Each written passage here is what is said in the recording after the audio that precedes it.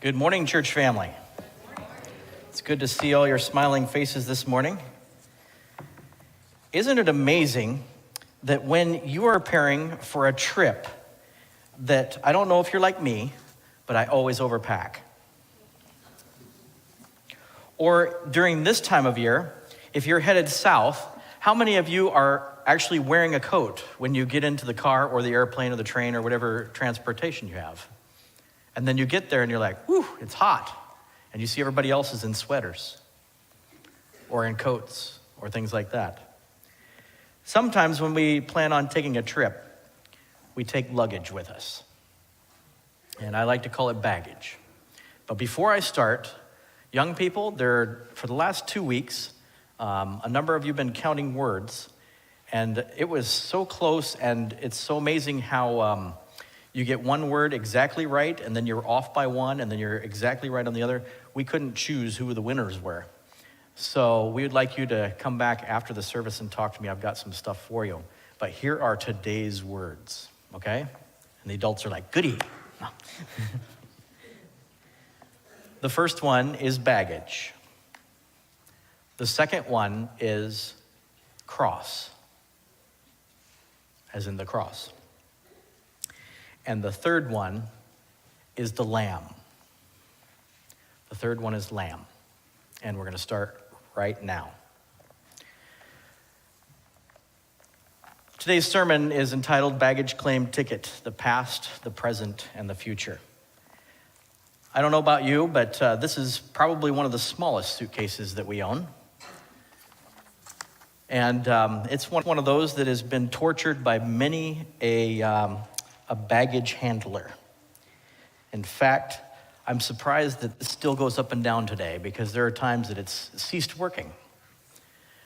But every time we look into our past, we tend to think of baggage as a negative, don't we? But did you know that sometimes baggage is actually a positive? And when I'm going to look through some of this today, just to start the sermon off a little bit, I'd like you to take a little different look at what baggage is and realize that baggage is anything we carry into a relationship, either with God or with someone else, no matter if it's just a friendship or what.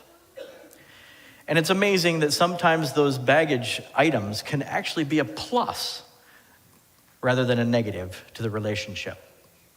So I'm going to start a few years back, and my daughter will recognize this, and my son and my wife, but there are 2 little stuffed animals. Yeah, everybody's like, ah. These were my stuffed animals when I was very young. In fact, I don't know how young. In fact, it's so young that this one can have a smile, or it can have a frown, or it's mad at me. It's really tattered. And they look pretty good because I kept them on a shelf and then we packed them away. And these represent a lot of times that I find really close to my family. And all throughout my life, I've had these little stuffed animals. There's one more, but he's one of those that has those beanbag rear end. I mean, these are too, but his beanbag is not so good. And he's been carried around a lot. But when I went to first grade, I remember taking these to school with me, looking at them and going, I'm all grown up now, Mom, you can take them home. I remember that day like it was yesterday. It feels like yesterday. Mom, you can take those home, put them in my room. I don't need them anymore. I'm going to first grade. And my mom, I think she was crying, but I'm not sure. I think there was something in her eye, she said. But I think she was crying because she knew that day that I had entered another part of life, and she was not going to be the center of everything. And so it was kind of a hard day and yet a good day. So here's 2 things I remember of my childhood. And if I move, I always make sure that I pack those somewhere, just because they're nostalgia. All right, what else do we have in here? You heard the story about the man that gave me this. It is a very interesting story because I don't have time to tell it all this morning, but he took us to that party, and we forgot to tell somebody that 2 of us pastors were going to the party. And during that time, there was a lot of kidnappings that were happening. And so they thought that we were kidnapped by the KGB. But the KGB really didn't function then. Everybody was after the KGB. But I found out later that we actually went to a KGB's house, because if you look at this color, it's not green. The border guards were green, KGB was blue. And I was like, oh. KGB, KGB, I think. That's what they told us anyhow. Maybe they were just telling us a story, who knows? How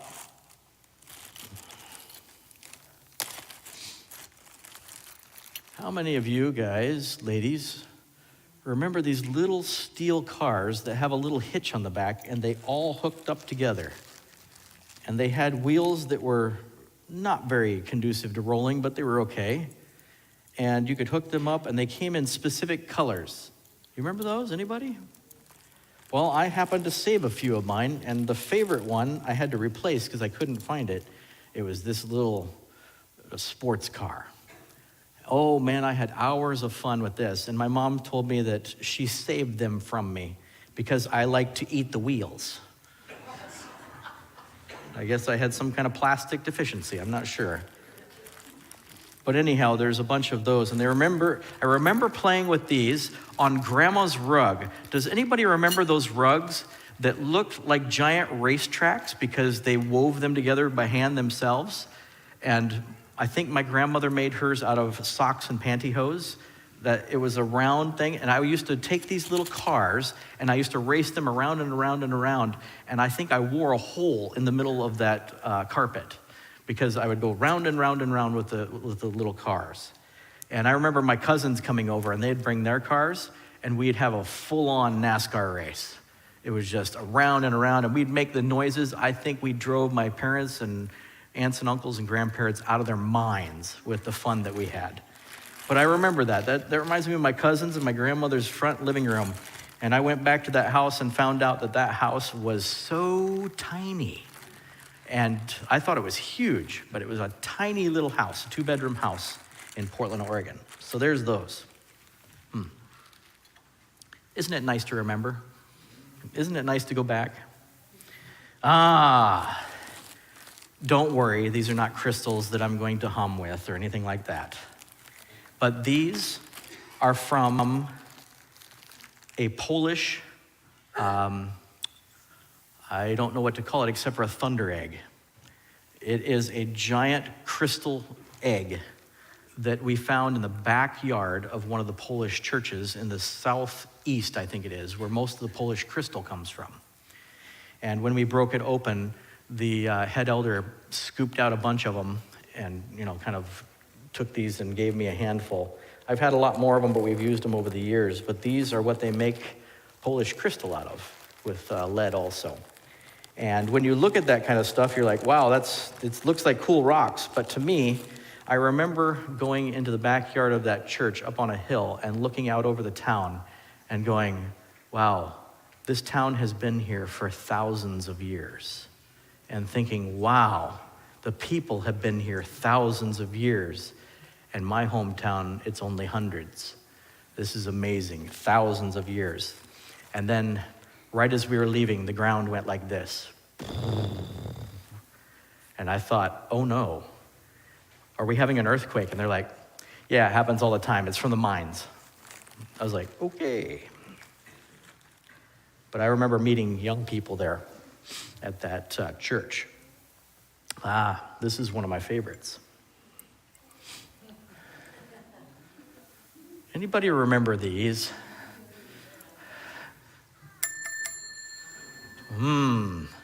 This one was for a teacher. And she taught in the late 1800s to early 1900s in a little church where my family came from called Poughkeepsie, Wisconsin. And this reminds me of the heritage that we have. I'm a preacher's kid, so teachers usually ran from us, but I married a teacher. And so when I think of this, I think of all the young people that learned in the Poughkeepsie church, learned about Jesus and learned about the schooling there. And when I found the records were in Danish, Norwegian, and German. So that's the school bell from Poughkeepsie. That was a gift from the Poughkeepsie church people. Luggage, baggage. Wonder where you guys have been. I've been a lot of places in the world. I just have a few more things to share with you today before we dive into the story of the people of Israel leaving Egypt. You see, they had to pack their bags. And when they had to pack their bags, they had to pack everything and be mobile. I think my suitcase would have been the size of a semi-truck. Oh, there's nothing in there. Look at all these compartments. Look at that. You can put your suit in there, but there's nothing that I want, so let's go to the next one.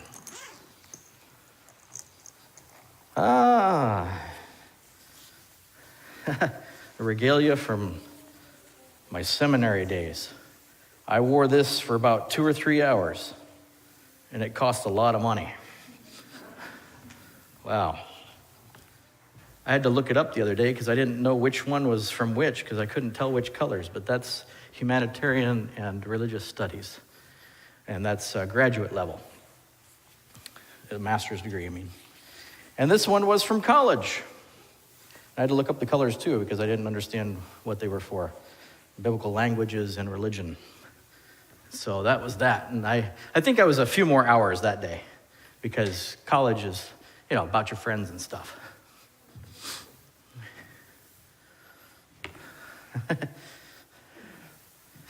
By the way, you put them on like this so that if you have crumbs when you eat, they fall in the cracks. That's what I remember. But actually, this one has nothing to do with banquets. This one has to do with my band in high school. We would go around and play at the local churches, and I would do some artwork with the churches.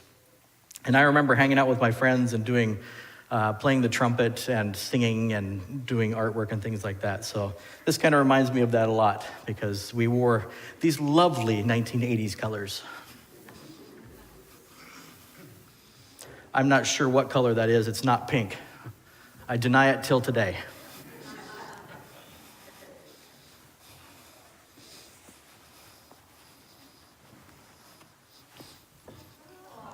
Why, hello, how are you doing? My name is Paul, and his lips are moving. I know, it's been a long time, yes. It's a camp meeting in Wisconsin. You ready to go away? Okay.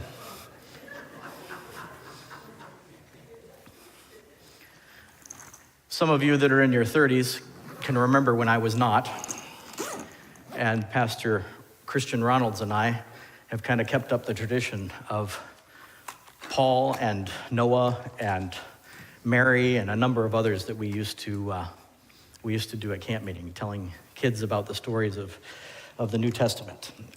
And one day it was very embarrassing. These are all Bible characters, by the way. We had Peter, we had Paul, and we had Mary. Enough said. That's when pastors misbehave. So let me ask you, if you are going to pack your bags, if you're going to have any kind of baggage at all, for 430 years you were told that you were going to be released from Egypt. Generation after generation after generation after generation have been told that eventually you guys will be free. But every day of the week, including your day off because you didn't have one, you were going to make bricks or you were going to serve in some way.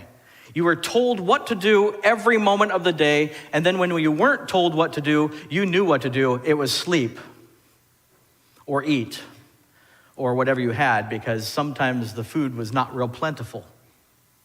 Every single day you knew that you were oppressed and you did not know what was going to happen except for you were going to get whipped, you were going to work hard and never be appreciated.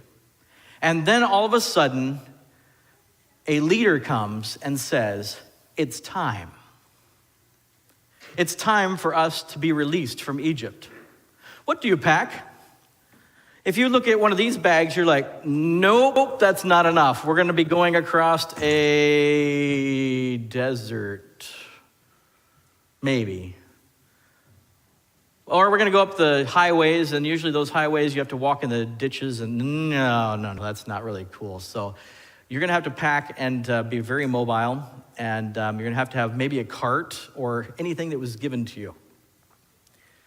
So what do you pack? When God showed up and said, hey, Moses, I want you to do a favor for me. I want you to rescue my people. He was like, no, I escaped there. I'm not going to do that. And God says, yes, please, I want you to. And you know the story, I'll make it long. Make it long this morning. I'll take the long part and make it short. When he was at the burning bush and God called him, he said, go back. And he surrendered and said, okay, I'll go back. He gave every excuse there was, but he says, okay, I'll go back. And I will take my people. You know, he wasn't a slouch. A lot of times we think of him as somebody that is pretty old in years and things like that, but he was not a slouch. He was trained to be a prince of Egypt. He was trained. In fact, you look at Josephus and you see some of the things that he did. There's one that was really a shenanigan, but this is how he did it. He comes up with his armies to this city that was walled, and he said, excuse me, let me in. Well, who in their right mind would have an invading army and say, sure, come on in? So the lady that was the queen, or the one that was the head of the town, she said, no, you're not getting in here. We're going to throw things off the walls and kill you because we know you. You are notorious. And he goes, I'll marry you. And she let him in. It was a mistake because he took the whole town and put her as a slave. So ladies, be careful. No, I'm just kidding. But that was Moses. He was a mighty general that was taken from Josephus. It's interesting that we, sometimes when we look at the Bible, we don't look at all the information that's even around in the Bible. And we don't understand that he was right there, raised by one of the princesses of Egypt. He was taught to do lots of things in leadership. And we just say, oh no, God called him. No, he created him.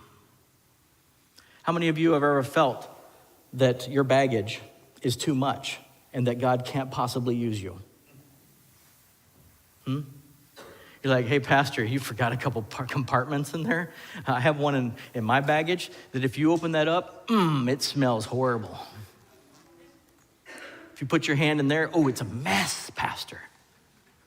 There's no traps in there at least. Or, you know, there's this one compartment that's inside this compartment, that's inside this compartment, that's inside this compartment that no one knows about. But yet the children of Israel were told, tomorrow you're leaving. What if I told you tomorrow God's going to come? Now, I'm not making any predictions. I wish, I hope. But what if I were to say you have 48 hours to prepare? What if I were to tell you this morning you have 12 hours to prepare? What would your life look like? And I'm like, when I studied it this week, and I'm like, man, that would look nothing like this week.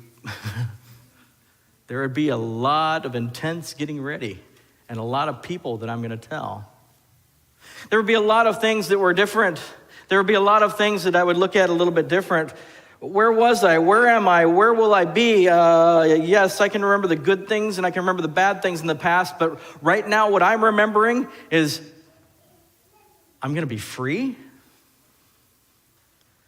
You mean I don't have to go back and I don't have to do this all day in mud that's up to here? And I don't have to just do that? I don't have any rhythm to begin with. But I don't have to do that anymore? Praise God. You mean I don't have to answer to somebody every second of my life? No, because when you're preparing for God to come, when you're preparing to go to the promised land, everything changes. Is God going to do something great in our future? It's one of those questions. And then we see this. Whew. How many of you like hot, dry places? I'll ask you in February again.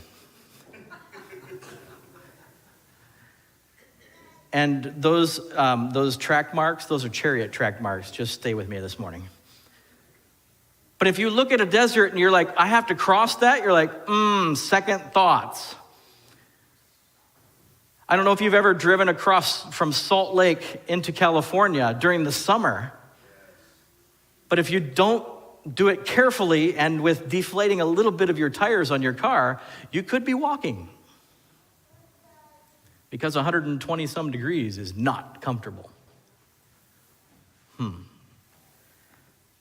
But as we look at the journey that began with the children of Israel, we see a point of view that may be just a little different than what we normally see. When we look at all the history behind this whole story, what do you do with their baggage? What do you do with your baggage when you look out over the history of your life? This time of year, we're reminded of that because we look to Jesus a lot. We look to him and say, okay, we look at the cradle and we look at what he did for us and we're all, oh, this is great. And then we look at the benefits, and the benefits are the thing that we're after. And from the very beginning, the foundation of this world, it's not been about the benefits, it's been about the one that gives the benefits. So we all have history. Exodus 12, 21 to 27 was read earlier today. And I would like to read just a little bit after that. I'll start with 27.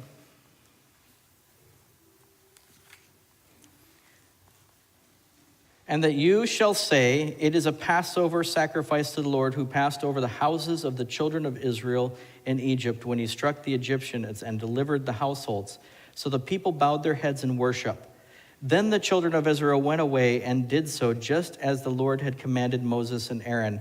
So they did. And it came to pass at midnight, the Lord struck all the firstborn in the land of Egypt, from the firstborn of Pharaoh who sat on the throne to the firstborn of the captive who was in the dungeon, and all the firstborn of the livestock. So Pharaoh rose in the night, all his servants and all the Egyptians, and there was a great cry in Egypt, for there was not a house that there was not one dead.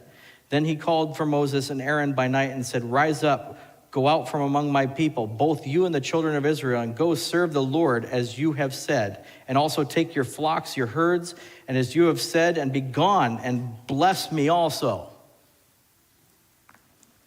We sometimes forget in this story that it's a tragedy. Because you think of all those children, the firstborn, and all the cattle that died that night. We say, oh, it's great for the Israel people. It was great, it was wonderful. But in that same night, there was death and destruction. We can even mourn for those children. We can even mourn for those people. But the ones that did what were saved? It was read earlier. They took the lamb. The families ate the lamb after draining the blood. They took a hyssop and put it on the doorposts and on the top and said, this house belongs to God. Now, something that we always forget is it wasn't just the people that had Jewish heritage. There were people that were also believers, that they believed in the same thing that these people believed in. And they basically became Jews that day, and they ate the Passover, and they put the blood on their door, and guess what? No death angel. In fact, when it was the next day and when everybody was trying to get out of there, guess who came with them? The ones with the firstborn still alive, and they knew it. Because they had followed a promise. Now, this is something really amazing because sometimes we forget these kind of promises. Did you know that the promise of salvation is not only for the Seventh-day Adventist people, for us? It's also for every person out there, if they accept. And so we have something called the good news of salvation. We have something called the good news because if we're going to leave tomorrow, and it may be unplanned because we don't know the day or the hour, it's going to be a great event. And we're going to have to leave in a hurry because when God says, come, we move. What do you do to prepare? What do you think will happen when you start on that trip? I don't know about you, but my brother-in-law, he hiked the Appalachian Trail, the Pacific Crest Trail, and this summer he attempted the the Continental Divide. And each time he had to pack just a little bit different, but he had a backpack on. And I remember when I was a kid, when I would pack my backpack, I had one of those framed ones, you know those old square ones? Some of you kids are like, no, I have no idea what you're talking about. Well, it's kind of like a Kelty. It's a big knapsack on your back with frame inside. Well, my frame was on the outside. And so you could carry about 50 to 80 pounds in that. And I think dripping wet, I was about 135 pounds when I packed my first one. And we were going to go up to a place called Monte Cristo in northern Washington State. There was a nice glacier up there, and we wanted to go and kind of explore there as a Pathfinder club. And as we did that, I packed everything that I thought I need. I packed my pillow. I packed my sleeping bag. I packed a stove. I packed so much food that I could have fed an army for a week. I packed all kinds of clothing because I knew it was going to be cold. And when I went to get it on, and I went to put that thing up, I couldn't move it. And then I had to kind of come up with this little thing in the back of my head that said, you don't need that all. Yes, I do. No, I don't. Yes, I do. I need this. And can you pick it up? No, that's beside the point. What did I have to do? I had to reduce. I had to get rid of some things. Do we do that in our Christian life? Are there some things that we really don't need that when it comes to heaven really don't matter a whole lot? There are things that we cling to that we say, oh, I need this. And you don't have to talk to me, not pastor. God, I need this. And he goes, let me tell you a little story. And we're like, oh no. You need to get rid of this. You need to get rid of this habit. No, I don't want to get rid of the habit. It's comforting. It's something I've always done. Nope, you need to get rid of it. I love you. I'll help you through it. I don't believe you. Really? You don't believe God? Remember Philippians 4:13? I can do all things through Christ who strengthens me. Oh, you don't really mean it, God. You don't mean it because between where I am right now, God, and between where I'm going is a desert, a large mountain that is very angry, and lots of people with pointy things. I mean, if you want to use Israel's mindset right then, it's like, it's more comfortable being here. At least we know what's going to happen day by day. I can just stay here and I can make bricks. It's fine. I'll be okay. Because if we start walking right now, I don't know if I'm going to make it. But God says, go. In fact, there's a tradition that said it was so hot some days that they didn't need an oven to bake their bread. It baked on their backs.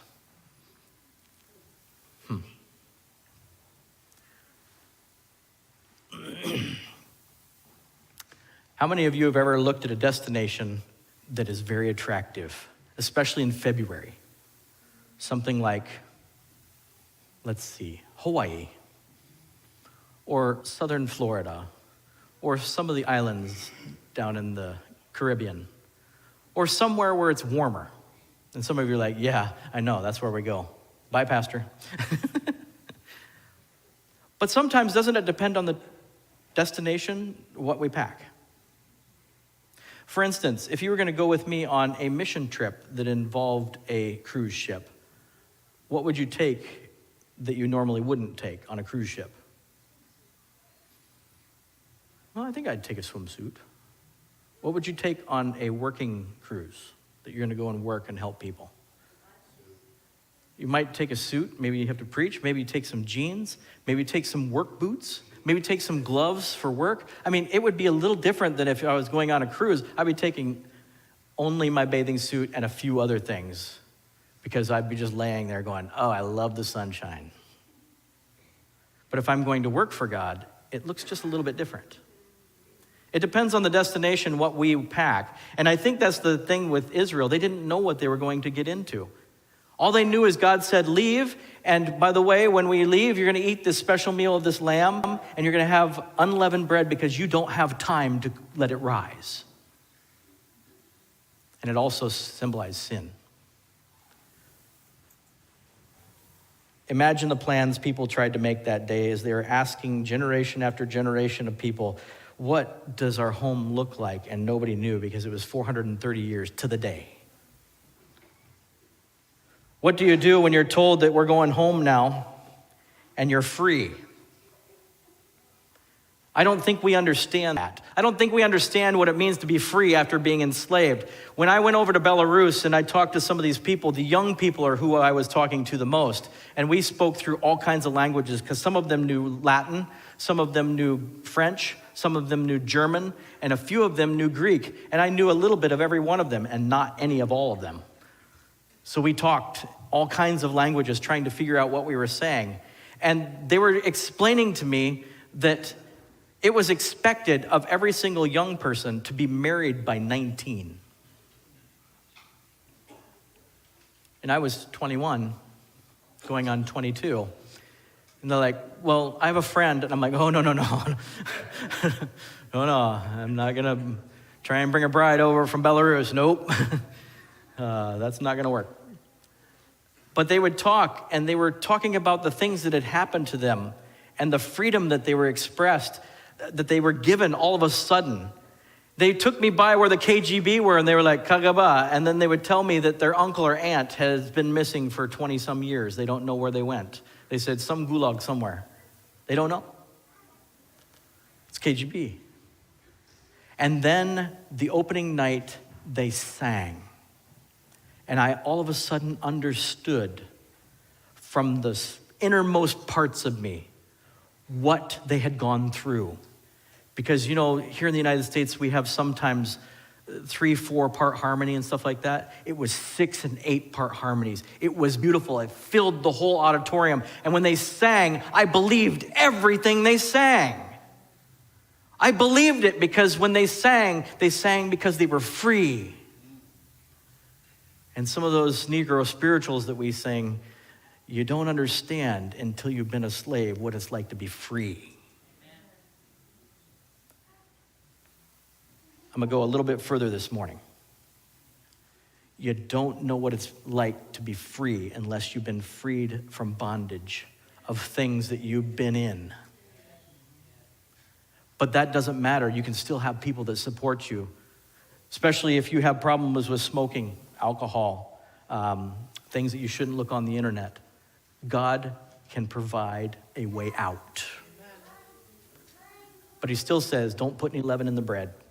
Don't do it, because that stuff will destroy you, because you're leaving right now. Can you imagine what it would look like if you took a ball of dough that had leavening in it and shove it in your backpack? And it's 100 and some degrees out. What would happen? Some of you are like, I've done that. It would ruin everything in there because it would be everywhere. And that's what sin does to us. One little teeny bit of sin does that. It boils out and destroys our whole lives. So imagine the plans that the people had when they were looking at going to the promised land. They got rid of everything that would destroy their lives. Now you look at the past. Sometimes we think that the old things are just old. Nothing changes. Here's a picture of somebody getting themselves a selfie. About 40 or 50 years ago and today. It took a little more talent back in the day because you had to set your ISO, you had to set your shutter speed, and you had to get the distance just right depending on your lens and your flash. And then the flash almost destroyed your eyeballs. Some of you don't know what that means. The flash was what they call a soda bulb, and it would explode. It wasn't just a light that goes, hello, I'm LED, I'm on. It's like, boom, and you're like, I am blind. But the whole principle is still there, is it? It's a selfie. We just called it something else. We called it talent, actually.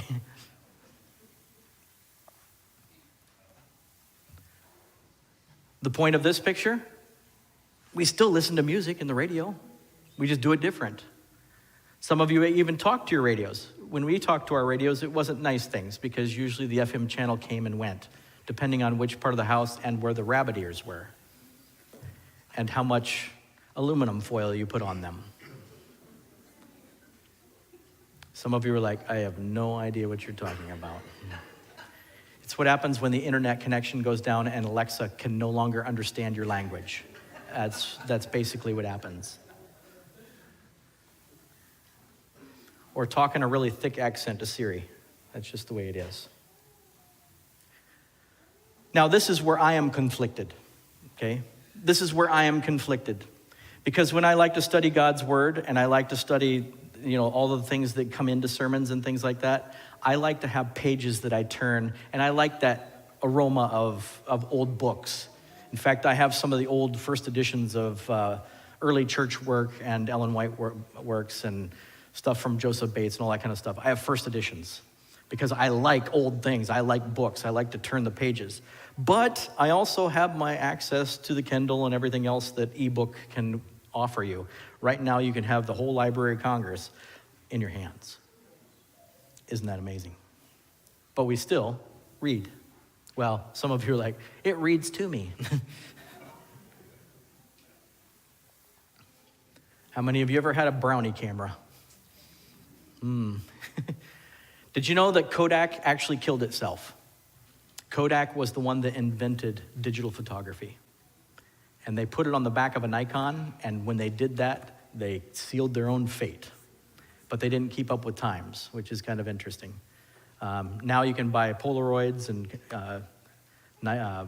Kodak and all that kind of stuff digitally, but most of us just carry around a phone that has all that in it. And then on the right-hand side, it's Sony. They're one of the biggest makers of the new digital light receiver. I don't know what they call that thing, but anyhow. The what? Not the SD cards, the actual chip inside that reads the lights and stuff like that. It's amazing that when we look at this stuff, it's still photography. Even if you had one of those that you set up that had like the accordion thing on the front of it, and you unscrew the cap and everybody's like, don't move for a half hour. And that's why they looked so pained, because they had something holding their neck and they were like, ow! And that's why your great-grandparents and things looked so strange, is because they were sitting there just as rigid as possible. And yet they did it, and I'm grateful that they did it, because it's something that I can see in the past. But it's still there. We just do it a different way. And now you can actually take 3D pictures. It's kind of interesting. Okay, let's leave already, right? It's lunchtime. Let's leave. Wait, there's a delay. What do you mean there's a delay? We would like to go from point A to point B. Have you ever been in an airport where you're like, I want to leave, and all of a sudden you see the things just go click, click, click, click, click, click, delayed, delayed, delayed, delayed, and you see the storm coming in over the airport, and you're like, oh no, I'm gonna be here for a while. And it starts snowing and sleeting, and you're like, oh no, when's this delay gonna be ended? I don't understand. You're like, help me, Jesus. Help me, Jesus. I have to have patience. Help me, Jesus, because the people around me are getting cranky. Help me, Jesus, because I'm really not happy right now. Help me, Jesus. I want to stay a Christian. Imagine what it was like for the children of Israel when they were like, okay, it's time to go. Oh, wait, 14 more days, and then they leave. You're amped up, you're ready to go, and you're like, I love this. It's like going on vacation, and the anticipation is just killing you. You're like, oh, I would like to go do all these activities. And 5 seconds later, you're coming home, and you're like, oh, I just did my vacation. It went so fast. The children of Israel were not going to experience that. In fact, little did they know, because we know, that it would take 2 generations to get there.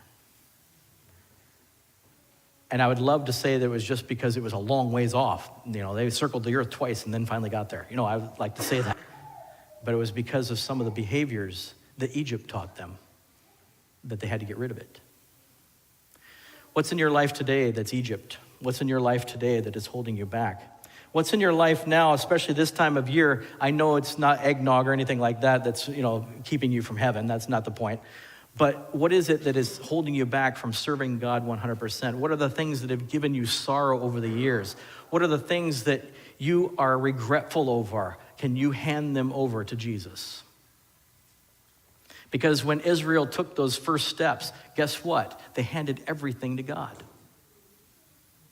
I mean, if I told everybody to get up right now and take one step and we're going to go across the United States, and I don't know how we're going to do it and how we're going to feed you or anything like that, but we're leaving today, Okay, I'll give you a little time. We're leaving tomorrow morning, and we're going to walk across the United States. How many of you would take a rain check? The pastor's nuts. Now you know what Moses felt like. Except for he was a leader, mightier than I, because he led armies and all kinds of people that didn't want to even listen to him. And yet, here we are. Like the children of Israel, we meet disappointments and people that do not like us. But what happens? They all came together and they started traveling and they started becoming family and they started learning that the things of Egypt weren't important at all. In fact, I like to imagine with me today, okay? Look toward the back of the building and you see this path. Can you imagine a path and you see all the people leaving? They say somewhere in the neighborhood of 1 to 6 million people, just depends on who you talk to and how the numbers went back then, but at least 500,000 in the first group. And you see this path of where they walked through the desert or over top of things or whatever. They were leaving. Maybe roads at first because they had some pavement, but after that, you can see it. There's a road where people have walked. And along that path that people have walked, do you think that it's just a clean, just people walking and that's it? No, you see broken down carts. You see backpacks. You see animals that are not going to be able to make it. You see people that say, I can't make it anymore.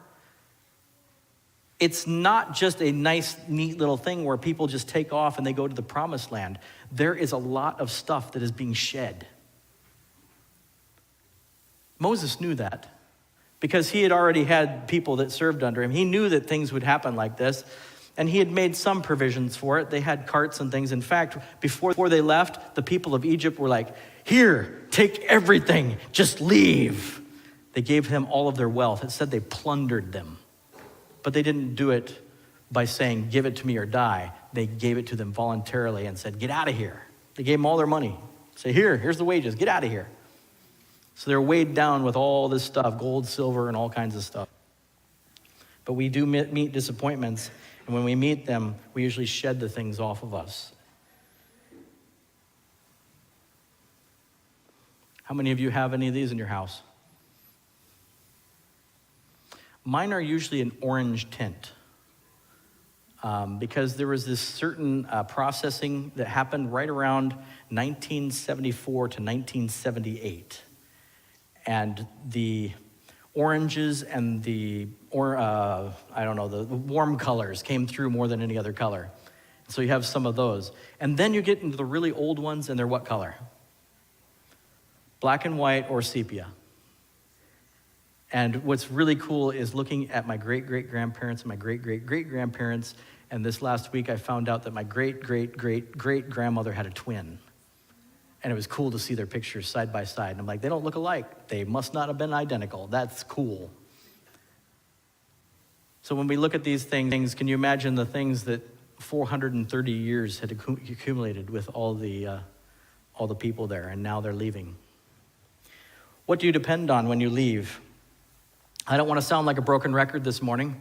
Some of you don't even know what a record is. Actually, they do sell them at Walmart and Target now.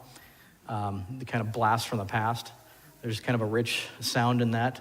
But the other day I was using the word CD, and they're like, looked at me kind of puzzled like. And I was like, compact disc? I don't know what you're talking about. Like, really? Am I that old? Said, do you even know what a record is? Yeah, I know what one of those are. You mean CDs are gone, but no, they're both there. It's just people don't know about them nowadays. MP3? iTunes? I don't know. I don't want to sound like a broken record, but what the people during that time and what we need is the same exact thing. We need Jesus. And that's a cliche to beat all cliches. We need Jesus. What does that really need? But when you head off into a desert, or you're going into the unknown, or you're going to be doing something that you've never done before for Jesus Christ, you have no idea what you're going to meet next.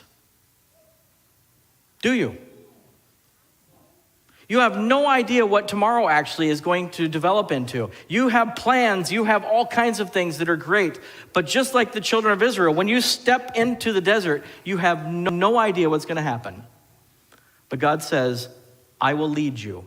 And kind of fast forward in the story a little bit, he sends this pillar of fire to divide him and the Pharaoh's armies. Also the pillar of fire at night, but during the day it's a pillar of cloud. And if you've ever seen clouds in the desert, you worship the cloud. Not really, but you're like, oh, thank you, clouds. God was there leading them. He went out before them and at night protected them. And Moses was very thankful also. Now, how many of you love stair steps? Okay. How many of you maybe have a stair step machine? Those are kind of old now. But in my academy, we had a church up on the hill and the boys' dorm down below. And occasionally, a couple of us would get really creative with how to disobey. And so we'd have to run up and down those steps. And they were kind of like these steps. They weren't steps like this, where you just step. A couple of you know what I'm talking about because you've been to Mount Vernon Academy and the Hill Church. They're not like steps like this. Some of them are longer, some of them are shorter, some of them are higher. And you're like, oh, I can't even get used to it. So by the time you're bounding up to the top of the steps, you're really bushed. And then you're like, oh, I have 23 more to go. Woo! Woo! But you know that when you're going up the steps, you can almost see the top. What if you couldn't see the top?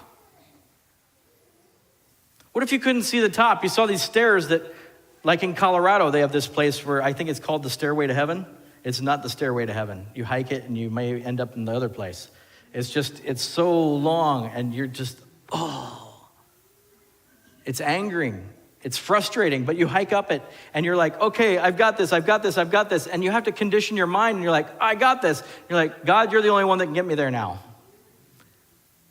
And we say that in jest, but you know what? If we look at the story for today, it's a very simple story, but it's so complex that when the children of Israel took that first step and they didn't know what they were getting into, they epitomized what faith was. They took that step and they went out into that desert, not knowing what was going to happen. And God said, don't worry about the path, I'll get you there. And when they came to the Red Sea, we have no idea where it's at. We have no idea. Some people say it's the Reed Sea. Who cares? If God can drown Pharaoh's army in 4 feet of water, praise God.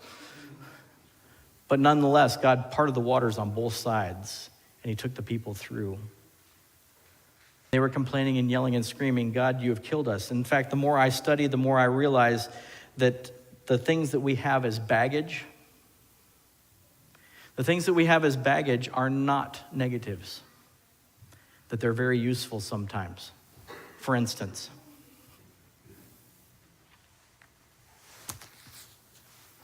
my head is bigger than his was. What I realized from this man is it does not matter who you are or what you do, God can reach your heart.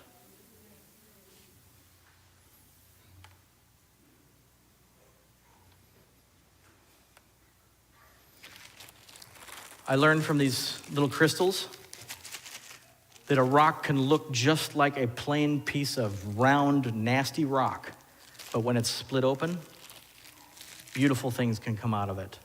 And these, actually, if you put these in some of the receivers and radios and things like that, this will put out harmonics that will blow your mind because this is a very high quality crystal. I learned from these kind of things that family traditions are not necessarily bad, that they help you get through. And the people that these are associated with are the ones that come alongside you when you feel like you can't take another step in life.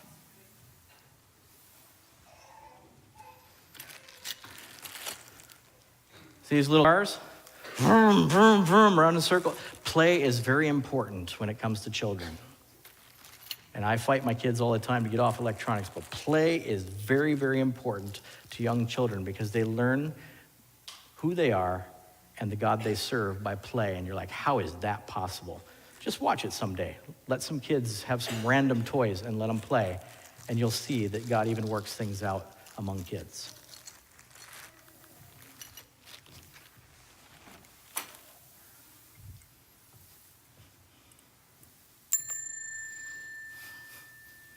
Reminds me of some of those places where you go in and you say, I would like. But our schools are important. And I don't want to guilt trip anyone this morning about schools. But I understand this morning that I am a product of Seventh Avenue schools. And I believe in them.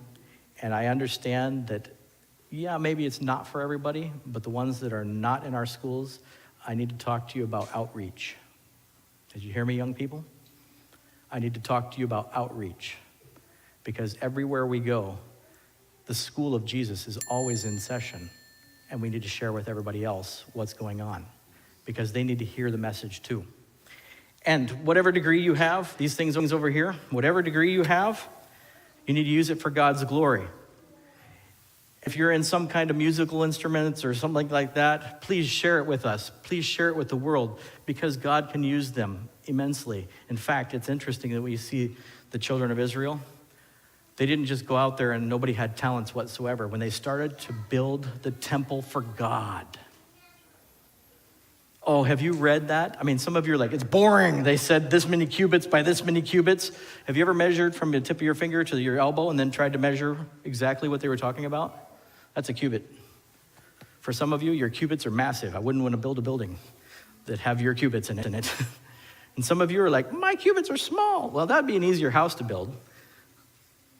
But if you start doing some of those calculations and you see the workmanship that they had, it's beautiful workmanship.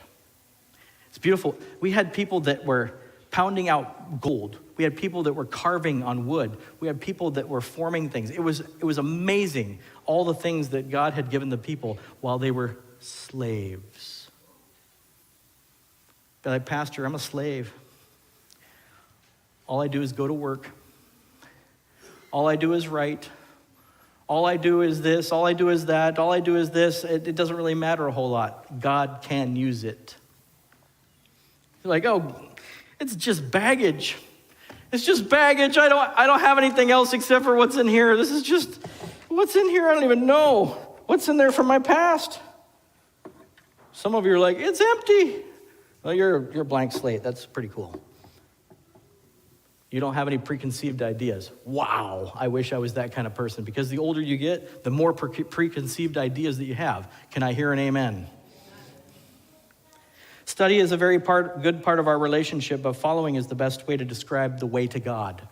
You know why Israel had to go through the desert? Not because they had to get away from the Egyptians, but because God needed to make his people his.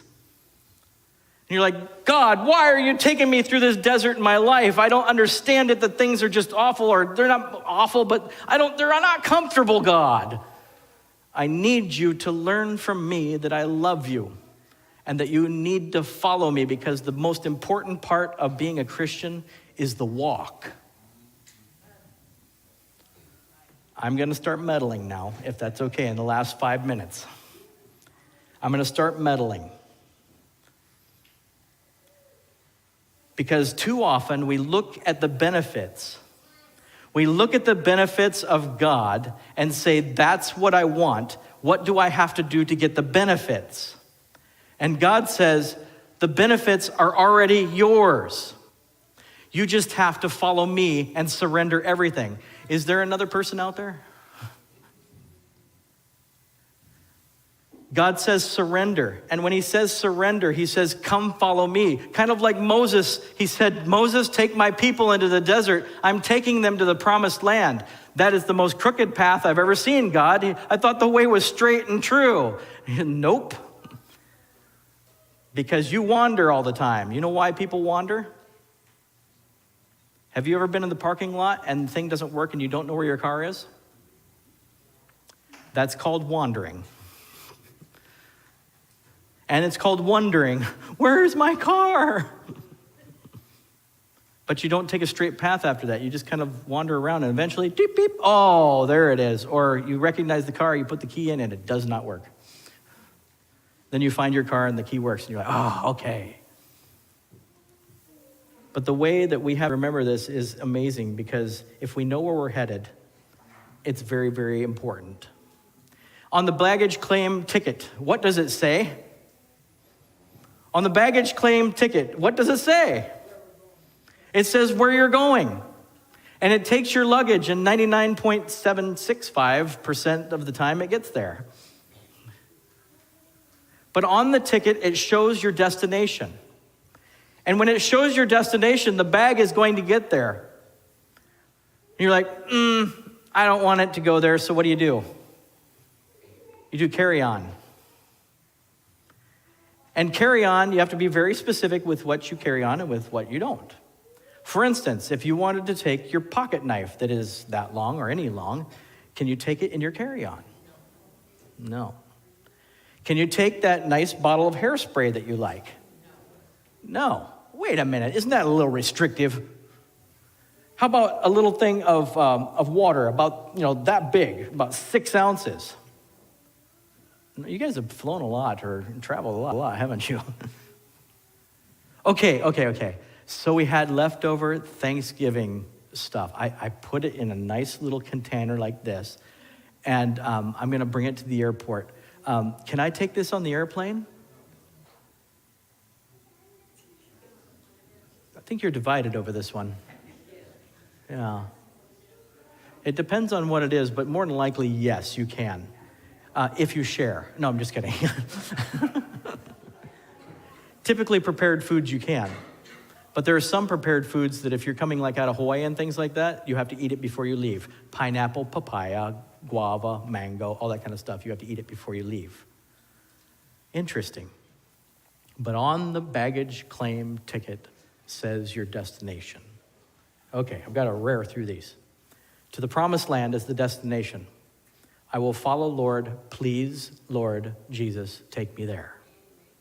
Please take me there, and I don't know what's going to happen every day, but I will trust that you will get me there. This time of year, when we look at the cross, when we look at the manger, we realize that the center focus of even the people back then was the Lamb of God, who takes away the sins of the world. Whew. That would be nice to wake up to every morning. The only problem is they forgot to build the rest of the house. I think it's just the front door. But hey, with that kind of climate, who cares? Is it heaven that you're after? Is it the promised land that you're after? The temptation of Israel was like, promised land, let's go. I don't want to take anything. I don't want to prepare. God will provide everything. And they march off into the desert, and they're now bones. That's our temptation too, because we're like, oh, God will take care of everything. God says, no. This is a partnership we're entering into. I will get you there. I will take care of a lot of your things. But you need to realize it's you and I. And we're like, no. It's not you and I. I'm headed to the promised land. I want the promised land. I want heaven. God, you're great. You're a side dish. Maybe I better rethink that. Maybe I better rethink that, because if you're the provider, why shouldn't I concentrate more on you? Did you ever get to the airport and you found out this bag couldn't be? Well, I guess you could if you put gold bricks in it. A friend sent me that. He's probably watching right now. A friend sent me a picture, and it cracked me up, a story. There was a man that, and this is all fictitious because Peter is not the check-in and check-out of heaven. But he asked God if he could bring something to heaven. He said, no, only yourself. And he kept pestering him. I'd like to bring my wealth. Finally, he got to the point where he was like, okay, you can take one small suitcase. So he loaded it up with gold bricks. And he loaded up with gold bricks, and he took it to heaven. And the story goes like this. I know it's fictitious, and it's not even theologically correct. But St. Peter said, you can't bring anything in here. And he says, but God and I have a deal. And he goes, oh, okay, I heard about this. He goes, just for curiosity, can you please open it up? He zipped open the bag, and he looked inside, and Peter started laughing. He just says, yeah, you can go in, but that's weird. Why'd you bring pavement?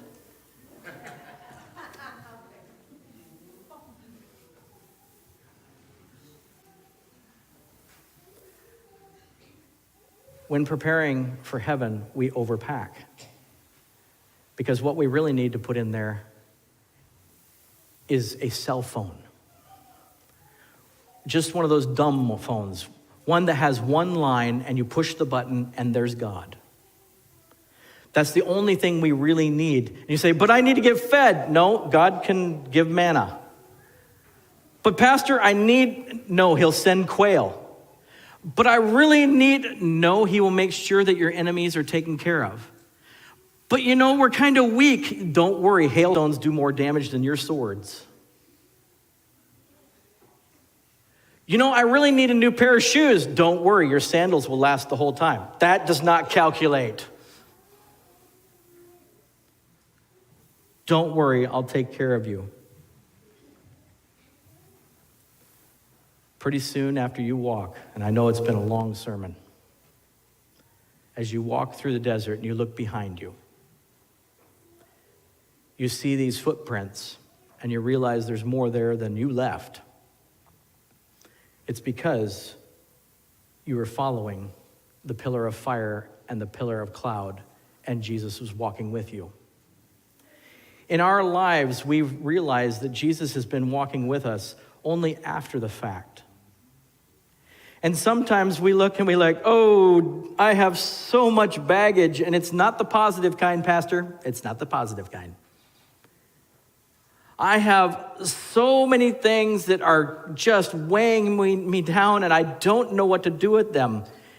And the amazing thing is, he says, just leave it with me. Check it in. I'll have one of my people take care of it. Have you ever gotten those little things inside that your bag has been checked by TSA? Is that the Trans-Spiritual Association? No, they looked through your bag. They made sure things weren't in it that would hurt you or other people. They looked through it and made sure that everything was just to the right detail in it. You're like, man, that makes me not want to pack some of that stuff. That's precisely why they do it. And then when we get to our destination, when we get there, we eagerly look for what's in there. But I would say that it's been transformed. And that if you expect to have all those things that your life was so great about,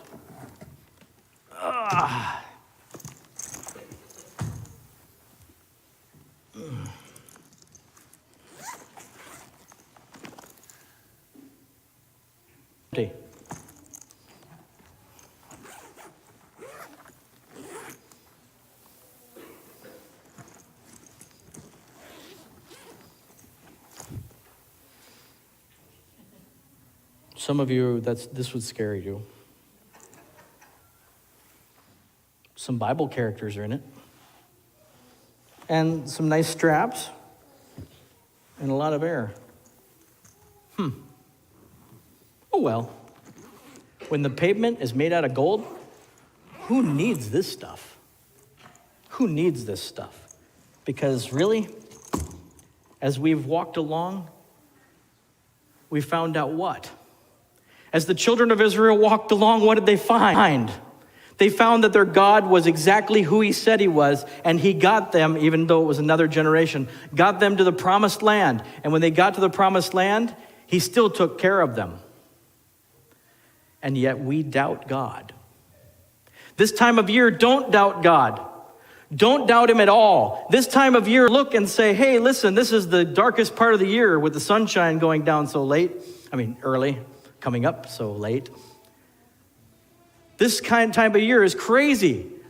This is when all the relatives come. This is when the stress starts. Just realize that God has gotten you through the rest of the year. It's only a few more days. Like, Pastor, we're just waiting for God to come, and he hasn't come. And our church has been spreading this news for a long, long time. It has not been 430 years. What if? What if it became 430 years? Some of you are like, I'm out. No, because in that, we have to tell the next generation about all the good things that we have in our bags, the things that we packed for heaven. We love the young people. We want them to know exactly what it was like. So when they're old, they can tell their children, and eventually the day will come where it's time, and then they say, today is the day we're going home. When it's time to go home, it's time to go home. Let's bow our heads and go home. Father in heaven, we've taken a journey today that was all over the place, but yet we followed the children of Israel. We only learned of a little bit of what they had to endure. We only saw a little glimpse of where they went. But dear Father, our lives are yours. And you've taken us through some strange stuff. Dear Father, this time of year is a great time to remember that you are the God of the universe, that you sacrificed your life for us. But dear Father, let us be like Israel and even the ones that were not Israelites and put the blood on the hyssop and put it on our doorposts. Guard our hearts with the blood that you have given us to revitalize us, to give us life. And dear Father, as we go to our homes today and as we go to other activities, that we may tell others of the wonderful news that you are coming back, and you are coming back quickly. In Jesus' name, amen.